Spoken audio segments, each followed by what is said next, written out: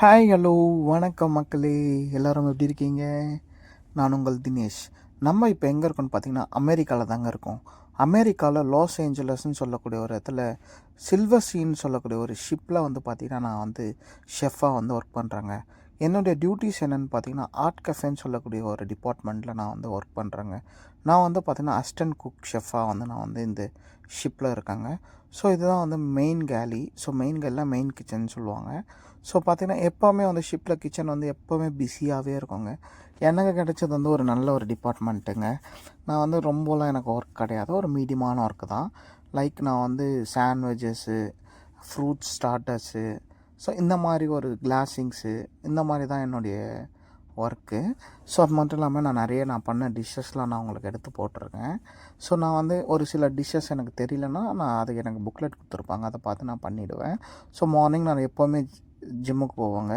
நான் வீட்டில் இருக்கும்போது ஜிம்முக்கு போயிட்டு இருந்தவன்.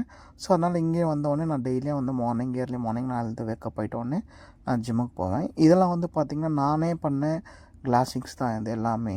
ஸோ இது எனக்கு ஸ்டார்டிங்கில் கொஞ்சம் தெரியலனா கூட நான் அப்புறம் அதை பிக்கப் பண்ணி நானே பண்ண ஆரம்பிச்சிட்டேன். ஸோ அதுக்கான புக்லெட் தான் அது. ஸோ எந்த மாதிரி இருக்கும், அதோடய இன்க்ரீடியன்ட்ஸ் என்ன, அதோடைய மெத்தட்ஸ் என்ன, அதெல்லாம் வந்து பண்ணியிருப்பேன். அது மட்டும் இல்லாமல் இது என்னென்னு பார்த்திங்கன்னா ரொம்ப காஸ்ட்லியான ஒரு இதுங்க, லாப்ஸ்டருங்க. இது வந்து பார்த்திங்கன்னா சீஸ் பிளேட்டிங்க. ஸோ எல்லாமே வந்து டிஃப்ரெண்ட்டாக இருக்கும்.